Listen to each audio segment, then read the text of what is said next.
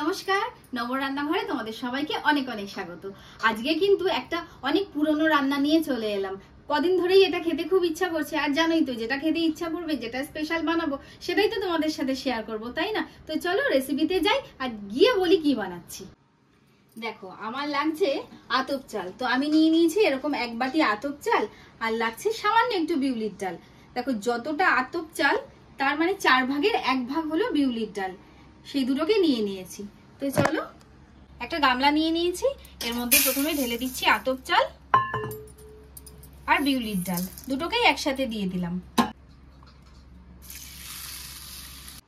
চালের মধ্যে তো জল দিয়ে দিয়েছি, এবার এটাকে ভালো করে ধুয়ে 1.5 ঘন্টার মতো ভিজিয়ে রাখবো। চাল ডাল একদম ভালো মতো ভিজে গেছে, এবার এটাকে একদম মিহি করে বেটে নেব। এই দেখো, চাল আর ডালটা আমি বেটে নিয়ে এসেছি, আর জল দিয়ে পাতলা করে বেটেছি, বাকিটা জল দিয়ে অ্যাডজাস্ট করেছি। এবার দেখতে পাচ্ছ কতটা পাতলা করে আমি বেটেছি এটাকে।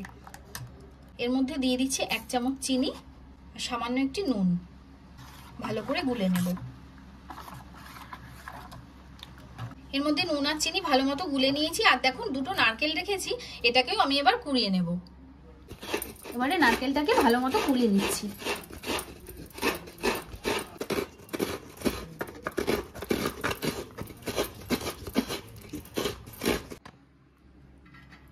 নারকেল কোড়ানো হয়ে গেছে, নারকেলের মধ্যে দিয়ে দিচ্ছি চিনি। এখানে একটু চিনিটা বেশিই দিতে হবে, প্রায় 5 চামচ মতন চিনি আমি দিলাম। এর মধ্যে দিয়ে দিচ্ছি অল্প করে জোয়ান। এবার সব একসাথে হাত দিয়ে চটকে মেখে নেব। ভালো করে নারকেলটা চিনির সাথে কিন্তু আমি মেখে নিয়েছি। গ্যাস অন করে আমি কিন্তু একটা ফ্রাইং প্যান বসিয়ে দিয়েছি। এবারে নিয়ে নিয়েছি সাদা তেল, আর নিয়েছি একটা বেগুনের বোটা।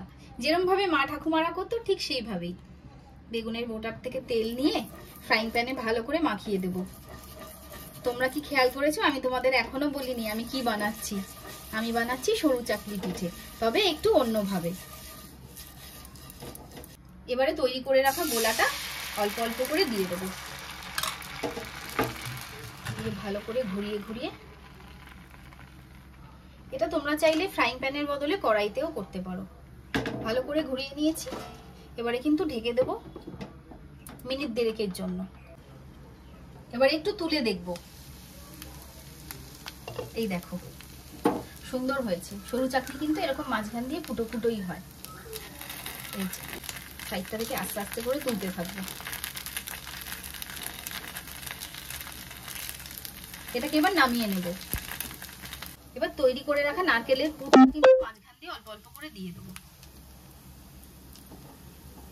দিয়ে চারপাশ থেকে এরকম মুড়িয়ে দেবো।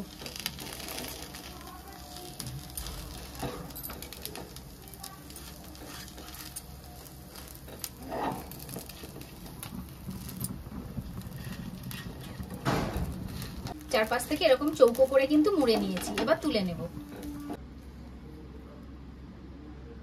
আবারও আরেকটা পিঠে করার জন্য গোলা দিয়ে দিয়েছি, এবার একটু ঢেকে দেব।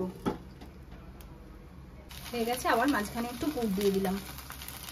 চারপাশ থেকে মুড়ে নেব।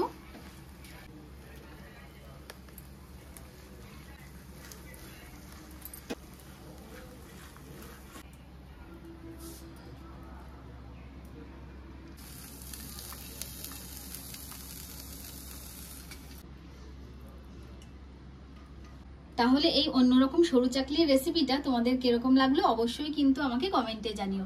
ভালো লাগলে একটা লাইক শেয়ার করে দিও, আর দেখা হচ্ছে পরে একটা নতুন রেসিপির সাথে। টাটা, সবাই সুস্থ থেকো, ভালো থেকো, সাবধানে থেকো।